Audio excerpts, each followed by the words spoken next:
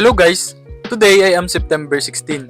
So, bago ako mag-umpisa, gusto kong pasalamatan yung mga past self ko na pinursige talagang gawin to. So, ngayon, from plan, ito, nagawa na natin yung project and nakaka 40% na tayo. So, thank you mga past self. I love you.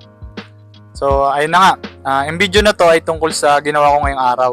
So, ngayong araw is nakapag-code, nakapag-implement ng mga project, tapos nakapag-merienda, ayan.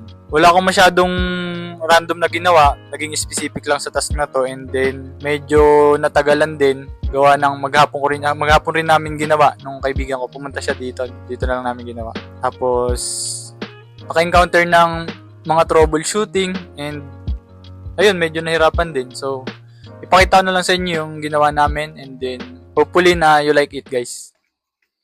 So hello guys, so ito na-increment na naman yung progress natin. Ito yung pinaplano pala namin. Kasama ko ngayon si Earl. Ayun si Earl dyan. Okay, Earl. Hello guys. Ayun, hello guys daw. So ito yung ginagawa namin project. Ayun. Diba? Lupit. Paint lang yan. Panis. Pero pag nakita nyo, baka sabihin format lang. Kaka-format. Wala tayong 3D SketchUp. Walang 3D SketchUp. Sige, next time. Kaya naman pala. Sige. Ito, idea pa lang naman to guys. Bale, pag in-implement namin, ayan, yung intake ng hangin. Pagka di kinaya ko pumasok ng hangin, lalagyan natin ng pump, sasabihin natin sa Pump. Oo.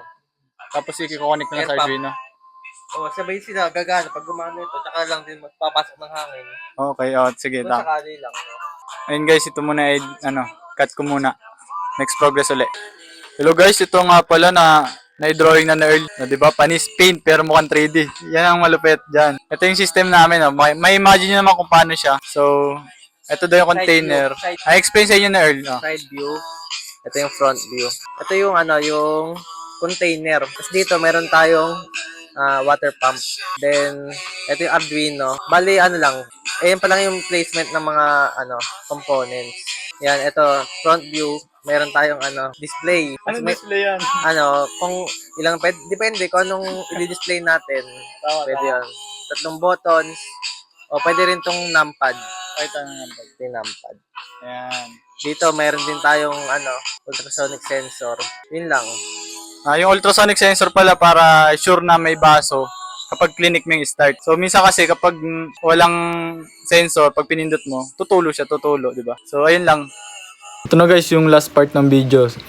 Papakita ko sa inyo yung time-lapse ng ginawa namin. So, let's go!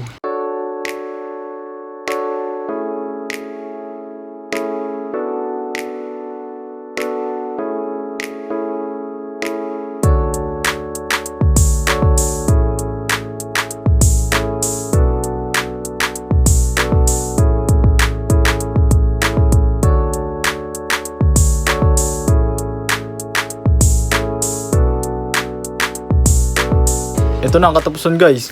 See you again September 17. Bye-bye.